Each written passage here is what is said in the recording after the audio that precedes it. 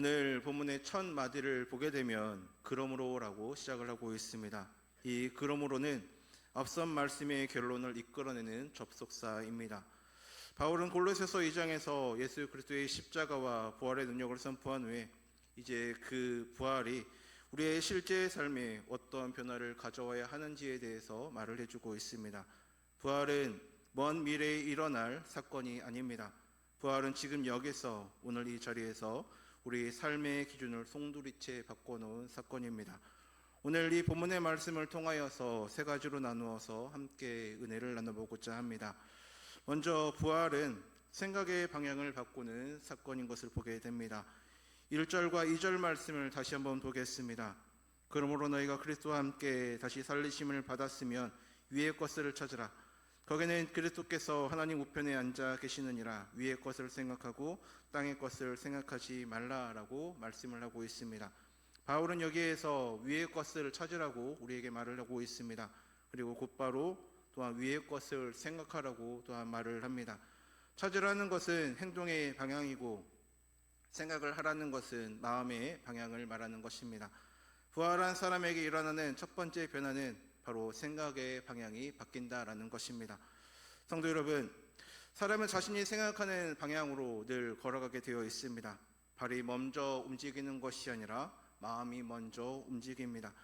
우리의 삶이 어디로 향하고 있느냐는 결국 우리의 생각이 어디를 향하고 있느냐에 달려져 있습니다. 운전을 할 때에도 눈이 향하는 곳으로 핸들이 돌아가듯이 우리의 생각이 머무는 곳이 결국 우리의 삶이 도착하는 곳이 되는 것입니다. 그렇다면 바울이 말하는 위의 것이란 무엇을 말하는 것이겠습니까? 바울은 분명하게 답을 해주고 있습니다. 거기는 그리스도께서 하나님 우편에 앉아 계시니라 라고 말을 합니다. 위의 것이란 막연한 이상향이 아닙니다. 하늘나라의 풍경도 아닙니다. 위의 것은 다른 것이 아니라 그리스도를 말하는 것입니다. 그리스도께서 계시는 곳, 그리스도의 다스림이 있는 곳, 그리스도의 뜻이 이루어지는 곳, 바로 그곳을 향해 우리의 생각을 돌리라라는 것입니다. 우리는 매일 수많은 생각 속에서 살아가고 있습니다. 아침에 눈을 뜨면 오늘 해야 할 일들이 밀려옵니다. 직장에서의 업무와 또한 가정에서의 책임, 경제적인 걱정과 또한 인간과의 갈등, 건강에 대한 염려가 쉴 새 없이 우리의 생각을 늘 채우고 있습니다. 이러한 생각들 자체가 잘못된 것은 아닙니다. 우리가 이 땅을 살고 있는 한 당연히 해야 할 생각들입니다. 그러나 문제는 이 생각들이 우리의 삶의 전부가 될 때가 문제인 것입니다. 오늘 본문은 위의 것을 생각하고 땅의 것을 생각하지 말라고 우리에게 말을 하고 있습니다. 땅의 것이란 이 세상의 가치관, 이 세상의 성공의 기준, 이 세상이 정해놓은 행복의 잣대를 말하는 것입니다. 더 많이 가져야 행복하다, 더 높이 올라가야 성공한다, 남보다 앞서야 가치가 있다, 이러한 것들이 바로 땅의 것인 것입니다. 우리의 생각이 연결되는 곳이 어딘가에 따라서 우리의 영적 소통이 달라지게 되어 있습니다. 생각이 이 땅의 것에만 연결되어 있다면 아무리 신앙생활을 열심히 해도 하나님과의 교통이 막혀버린 것입니다. 그러나 우리의 생각이 예수 그리스도께 연결이 될 때 비로소 그때 하나님의 음성을 듣고 하나님의 인도하심을 따라갈 수 있게 되는 것입니다. 그렇다면 구체적으로 위의 것을 생각하는 것은 과연 어떤 모습이겠습니까? 그것은 매 순간의 판단 앞에서 예수님이시라면 과연 어떻게 했을까라고 먼저 그 가운데서 묻는 것입니다. 직장에서 부당한 일을 당했을 때 어떻게 보복할까를 먼저 생각하는 것이 아니라 예수님이시라면 이 상황에서 어떻게 하실까라는 것을 먼저 묻는 것입니다. 이웃과의 갈등이 생겼을 때 내가 어떻게 하면 그 사람을 이길 수 있을까라고 먼저 계산하는 것이 아니라 예수님께서 원하시는 화해의 길은 무엇인가를 먼저 묻는 것입니다. 성도 여러분, 이것이 부활한 사람에게 일어난 첫 번째 변화인 것입니다. 생각의 기본 설정이 바뀌는 것입니다. 모든 가전제품에는 기본 설정값이 다 있습니다. 처음 설정해 놓은 그 값대로 모든 프로그램들이 작동을 하게 되어 있습니다. 부활 이전에 우리의 기본 설정은 나 중심이었습니다. 내 유익과 내 안전과 내 성공과 내 행복의 모든 판단의 기본값이었습니다. 그러나 그리스도와 함께 살리심을 받은 사람, 부활의 능력을 경험한 사람은 이 기본 설정이 그리스도 중심으로 변화가 되는 것입니다. 저는 오늘 이 자리에 계신 저와 여러분께 묻고 싶습니다. 지금 우리의 생각은 지금 어디를 향하고 있습니까? 혹시 주일에만 잠깐 하나님을 향하고 있지는 않는지, 월요일 아침이 되면 다시 세상의 논리로 돌아가고 있지는 않으십니까? 우리가 그리스도와 함께 다시 살리심을 받은 사람이라면 우리의 생각은 먼저 그리스도를 향해 있어야 할 것입니다. 그리스도께서 하나님 우편에 앉아 계신다는 것은 그분이 모든 것 위에 다스리고 계신다라는 뜻인 것입니다. 그 다스리시는 주님을 향해 우리의 생각을 돌릴 때에 비로소 우리의 마음에 참된 평안이 찾아오게 될 것입니다. 혹시 지금 마음에 불안이 있으십니까? 또한 걱정이 우리의 앞을 가리고 있습니까? 우리의 생각을 바꿔야 할 것입니다. 문제를 향해 고정된 시선을 돌려서 그리스도를 바라봐야 할 것입니다. 문제가 없어지는 것이 아닙니다. 그러나 문제를 바라보는 눈이 달라지게 될 것입니다. 그리스도를 먼저 바라볼 때에 문제의 크기가 달라 보일 것입니다. 그리스도의 능력 안에서 볼 때에 세상의 어떤 문제도 우리를 삼키지 못할 것입니다. 이것이 부활한 사람에게 주어지는 첫 번째 축복, 바로 생각의 방향이 전환이 되는 은혜인 것입니다. 두 번째는 부활은 삶의 기준을 바꾸는 사건이기도 합니다. 3절 말씀을 한번 보겠습니다. 이는 너희가 죽었고 너희 생명이 그리스도와 함께 하나님 안에 감추어졌습니다 라고 말하고 있습니다. 바울은 놀라운 선언을 하고 있습니다. 너희가 죽었다라고 말을 합니다. 이것은 과거 시제입니다. 이미 일어난 사건을 말하는 것입니다. 그리스도를 믿는 우리는 이미 그리스도와 함께 십자가에서 죽었습니다. 옛사람이 또한 옛 자아가 죄의 종노릇했던 옛 삶이 십자가에서 다 죽었습니다. 그리고 그리스도의 부활과 함께 새 사람으로 다시금 살아났습니다. 이것은 단순한 교리가 아닙니다. 이것은 우리의 정체성에 대한 근본적인 선언의 말씀입니다. 정체성이 바뀌면 삶의 기준이 바뀌게 되어 있습니다. 이것을 쉽게 한번 설명을 해보겠습니다. 학생이었던 사람이 졸업을 하고 직장이 되면 삶의 기준이 완전히 달라집니다. 학생일 때는 시험 점수가 삶의 기준이 되었지만 직장인이 되면 업무 성과가 기준이 됩니다. 시간을 사용하는 방식도 다르고 만나는 사람도 또한 달라지고 돈을 쓰는 방법도 달라집니다. 그의 정체성이 달라졌기 때문입니다. 마찬가지로 한 청년이 결혼을 해서 남편이 되고 아내가 되고 부모가 된다면 그의 삶의 기준이 또한 완전히 변화가 되는 것입니다. 더 이상 혼자만을 위해 살 수가 없습니다. 퇴근 후에 어디를 갈지, 내 월급은 또 어떻게 쓸지, 주말에는 무엇을 해야 될지 모든 판단의 기준이 가족이 다 생기게 됩니다. 정체성의 변화가 삶 전체의 기준을 바꿔놓는 것입니다. 성도 여러분, 부활은 바로 이와 같은 사건입니다. 우리의 영적 정체성이 완전히 바뀌는 사건입니다. 그리스도 안에 죽고 다시 살아난 우리는 더 이상 이전의 우리가 아닙니다. 이전에는 세상의 기준으로 살았습니다. 세상이 말하는 성공이 나의 성공이었고, 세상이 부러워하는 것이 나의 목표였고, 세상이 두려워하는 것이 또한 나의 두려움이기도 했습니다. 그러나 부활한 사람은 다릅니다. 이제 우리의 기준은 다른 곳에 있는 것이 아니라 그리스도에 있기 때문입니다. 또한 본문은 이와 같이 말을 합니다. 너희 생명이 그리스도와 함께 하나님 안에 감추어졌다라고 말을 하고 있습니다. 우리의 참된 생명, 참된 존재의 의미, 참된 가치가 어디에 있습니까? 이 세상의 평가 속에 있는 것이 아닙니다. 또한 은행 통장 속에 또한 있는 것도 아닙니다. 사람들의 인정 속에 또한 있는 것도 아닙니다. 우리의 생명은 그리스도와 함께 하나님 안에 감추어져 있습니다. 하나님이 보호하고 계시는 곳, 아무도 빼앗을 수 없는 곳에, 그 어떤 세상의 풍파도 닿지 못하는 곳에 우리의 참된 생명이 안전하게 보관되어 있는 것입니다. 이 사실을 깨달게 되면 우리의 삶의 기준이 자연스럽게 바뀌게 됩니다. 하나 예를 한번 들어보겠습니다. 어느 목수가 있었습니다. 그는 평생을 성실하게 집을 지었습니다. 은퇴를 앞두고 그의 사장이 그에게 말을 합니다. 마지막으로 집 한 채만 지어달라고 말을 했습니다. 목수는 마지막이니 대충 지어도 되겠다라고 생각을 하며 그 집을 대충 지어 나아갔습니다. 좋은 자재 대신 싼 자재를 쓰고 꼼꼼하던 마무리는 또한 건너뛰었습니다. 집이 완성이 되자 사장이 그에게 열쇠를 건네며 말했습니다. 이 집은 당신의 은퇴 선물입니다. 목수는 하늘이 무너지는 심정이었습니다. 자기가 살 집이라는 것을 알았더라면 결코 그렇게 짓지 않았을 것이기 때문입니다.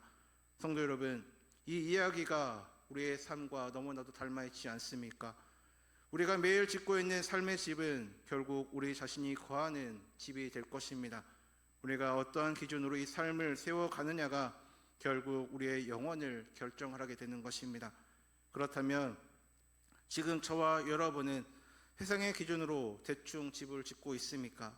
아니면 그리스도의 기준으로 정성껏 그 집을 짓고 계십니까? 부활한 사람의 삶은 기준은 구체적으로 그렇다면 어떻게 달라야 하겠습니까? 먼저 성공의 기준이 달라져야 할 것입니다.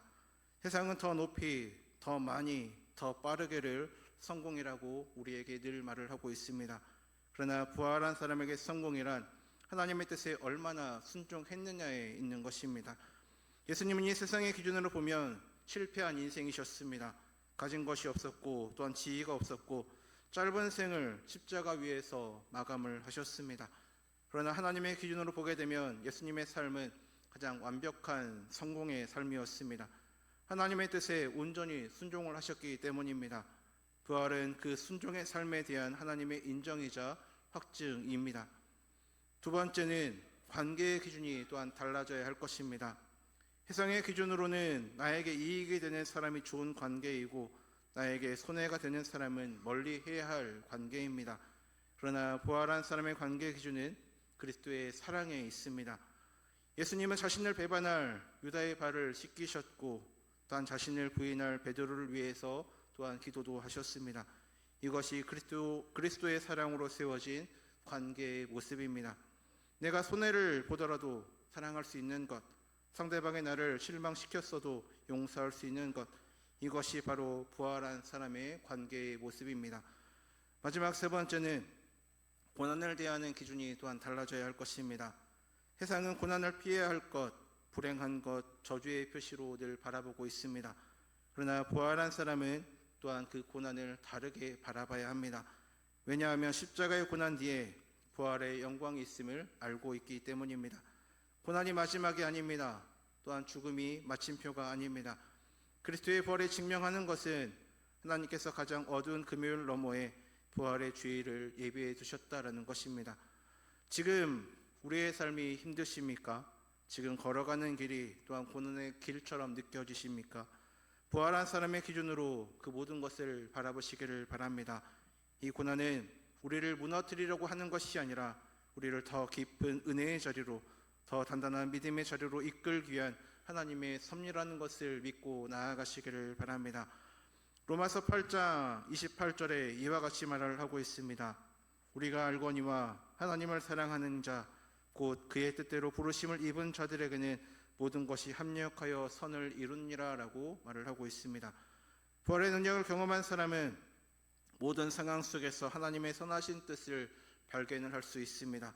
이것이 부활이 가져다주는 두 번째 변화, 삶의 기준이 바뀌는 은혜인 것입니다.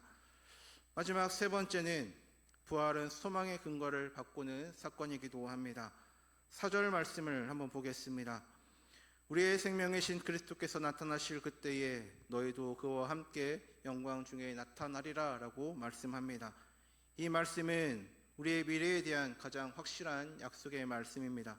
바울은 그리스도를 우리의 생명이라고 말을 합니다. 그리스도는 우리의 교사가 아닙니다. 우리의 모범이 아닙니다. 물론 예수님께서는 우리의 교사이시고 모범이시기도 하지만 그보다 더 근본적으로는 그분은 바로 우리의 생명이십니다. 그리스도가 없으면 우리에게 생명이 없습니다. 그리스도가 떠나시면 우리에게 남는 것은 또한 아무것도 없습니다. 예수님이 바로 우리의 전부이십니다. 이 그리스도께서 다시 나타나실 때에 우리와 함께 영광 중에 나타날 것이다 라고 말을 합니다. 이것이 바로 우리의 소망입니다. 그리고 이 소망은 세상이 주는 소망과는 근본적으로 다른 소망입니다. 세상의 소망은 늘 불확실합니다. 잘 될 거야. 노력하면 될 거야. 언젠가는 나아지겠지라는 불확실한 소망입니다. 상황이 바뀌면 흔들리고 현실이 어려워지면 사라집니다. 그러나 부활한 사람의 소망은 다릅니다. 우리의 소망은 아마가 아니라 반드시입니다. 우리의 소망은 상황에 근거한 것이 아니라 하나님의 약속에 근거한 것이기 때문입니다. 부활은 또한 역사적인 사건입니다. 예수 그리스도께서 무덤에 나오신 것은 제자들의 환상이 아니었습니다. 또한 신화가 아니었습니다. 실제적으로 일어난 역사적인 사건입니다. 빈 무덤이 있었고 500명이 넘는 증인이 있었고 부활한 주님을 만난 제자들은 생명을 걸고 또한 이 사실을 증언했습니다. 그들이 목숨을 바쳐 증언한 것은 하나의 교리가 아닙니다. 그들이 실제로 목격한 사건을 그들이 증언했던 것입니다. 이 역사적인 사건이 왜 중요하겠습니까? 그것은 하나님의 약속이 확실하다라는 것을 증명하고 있기 때문입니다. 하나님께서 예수님을 살리셨으면 하나님께서도 우리를 살리실 것입니다. 예수님의 부활이 실제로 일어났으면 우리의 부활도 반드시 일어날 것입니다. 고린도전서 15장 20절이 이와 같이 선포를 하고 있습니다. 이제 그리스도께서 죽은 자 가운데서 다시 살아나사 잠자는 자들의 첫 열매가 되셨다라고 선포합니다. 예수님이 첫 열매셨습니다. 첫 열매가 있으면 반드시 추수가 따라오게 되어 있습니다. 주님의 부활은 우리의 부활을 보증하는 첫 열매인 것입니다. 성도 여러분, 이 소망이 우리의 오늘을 어떻게 바꿔 놓아야 하겠습니까? 먼저 이 소망은 우리에게 두려움 없는 삶을 가져다 주고 있습니다. 죽음이 마지막이 아니라는 것을 아는 사람은 두려움에서 자유할 수 있기 때문입니다.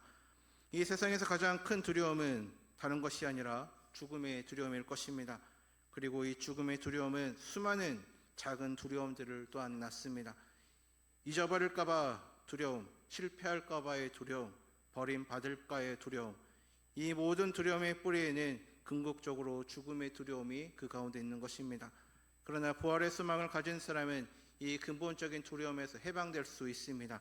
죽음 너머에 영광이 있던 것을 알기에 이 세상의 어떤 상실도 우리를 절망하게 만들 수가 없는 것입니다.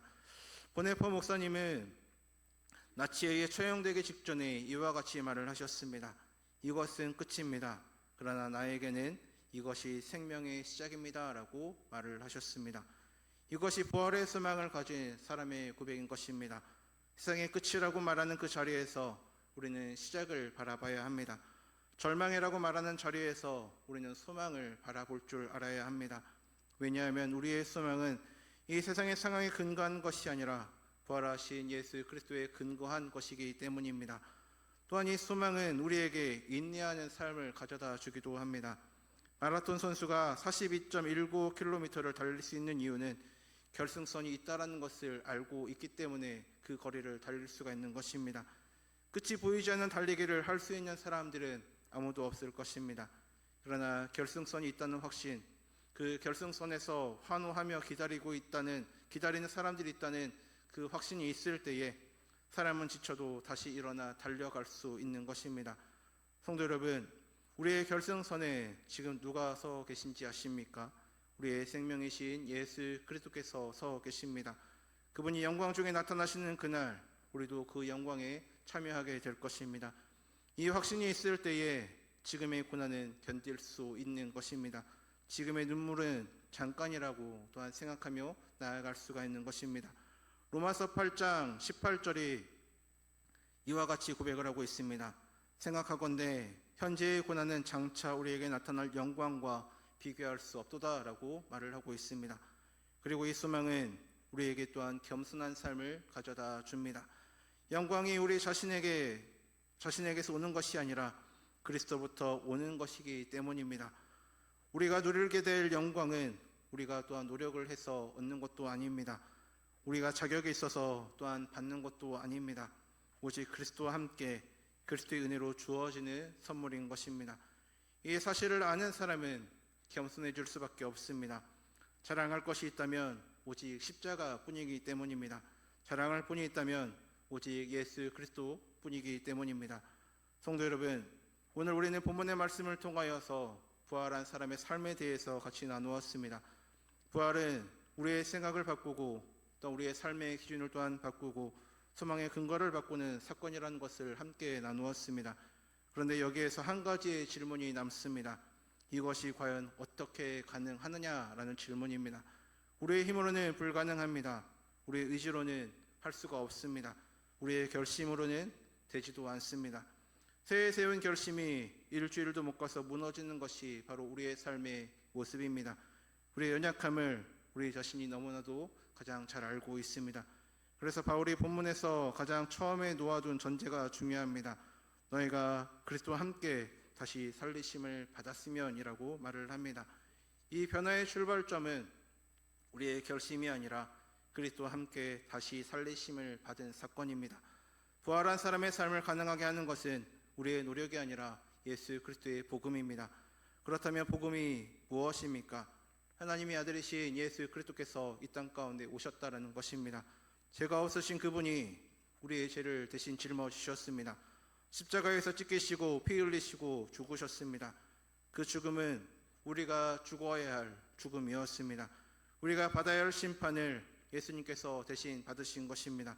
그리고 3일 만에 죽음의 권세를 이기시고 부활하셨습니다. 이것이 바로 복음입니다. 하나님의 사랑이 십자가에서 증명되었고 하나님의 능력이 빈 무덤에서 확인이 된 것입니다. 이 복음을 믿을 때에 우리 삶 가운데 놀라운 일이 일어날 것입니다. 그리스도와 연합하게 됩니다. 그리스도의 죽음이 나의 죽음이 되고 그리스도의 부활이 또한 나의 부활이 될 것입니다. 나의 옛사람이 그리스도와 함께 십자가에서 죽고 나의 새사람이 그리스도와 함께 부활할 것입니다. 이것은 단순한 비유가 아닙니다. 이것은 영적 실제입니다. 복음을 믿는 바로 그 순간 하나님의 성령이 우리 안에 거하기 시작하고 우리를 안에서부터 새롭게 하는 일이 시작이 될 것입니다. 그래서 생각의 방향이 바뀌게 되는 것입니다. 우리의 의지가 강해서가 아니라 성령께서 우리의 마음을 늘 새롭게 해주고 있기 때문입니다. 삶의 기준이 바뀌는 것입니다. 우리의 도덕성이 높아서가 아니라 그리스도의 생명이 우리 안에서 자라나고 있기 때문입니다. 소망의 근거가 또한 바뀌는 것입니다. 우리가 낙관적이어서가 아니라 부활하신 그리스도가 살아계시기 때문에 우리가 변할 수 있는 것입니다. 성도 여러분, 오늘 혹시 이 자리에 마음이 무거운 분이 계십니까? 신앙생활이 또한 힘드신 분들이 계십니까? 변해야 된다는 것을 알지만 변할 수 없는 자신이 답답하게 느껴지고 계십니까? 오늘 이 말씀이 그 모든 분들에게 위로가 되기를 바랍니다. 부활한 사람의 삶은 우리의 힘으로 사는 것이 아닙니다. 이미 부활하신 그리스도께서 우리 안에 생명으로 거하시며 우리를 통해 살아가고 계십니다. 갈라디아서 2장 20절의 고백이 우리의 고백이 되기를 바랍니다. 제가 한번 봉독해 드리겠습니다. 내가 그리스도와 함께 십자가에 못 박혔나니 그런즉 이제는 내가 사는 것이 아니요 오직 내 안에 그리스도께서 사시는 것이라. 이제 내가 육체 가운데 사는 것은 나를 사랑하사 나를 위하여 자기 자신을 버리신 하나님의 아들을 믿는 믿음 안에서 사는 것이다. 이 말씀이 우리의 삶의 고백이 되기를 바랍니다. 내가 사는 것이 아니라 내 안에 그리스도께서 사시는 것입니다. 지금 이 순간 우리의 눈을 들어 부활하신 예수 그리스도를 바라보시기를 바랍니다. 하나님 우편에 저장하시고 모든 것 위에 다스리시는 우리의 주님을 바라보시기를 바랍니다. 그분이 우리의 생각의 방향이 되어 주실 것입니다. 또한 예수님이 우리의 삶의 기준이 되어 주실 것입니다. 또한 예수님이 우리의 소망의 또한 근거가 되어 주실 것입니다. 오늘 이 말씀 앞에 서서 우리의 각자의 삶을 돌아보며 나아가시기를 바랍니다. 부활의 주님께서 우리의 삶 가운데 오셔서 우리의 생각을 새롭게 해주시고 우리의 삶의 기준을 바로잡아 주시고 영원한 소망으로 우리를 붙들어 주시기를 소망하며 나아가시기를 바랍니다. 세상의 바람에 흔들리지 않고 환경의 파도에 좌우되지 않으며 오직 부활하신 그리스도 안에 굳게 서서 그분의 영광이 나타나는 그날까지 믿음의 경주를 달려 나아가시기를 바랍니다. 우리의 생명이신 그리스도께서 나타나시는 그날, 다시 오시는 그날, 우리도 그분과 함께 영광 중에 나타나게 될 그 복된 소망을 품고 믿음으로 살아나가시는 우리 모든 성도님 되시기를 주님의 이름으로 간절히 소망합니다.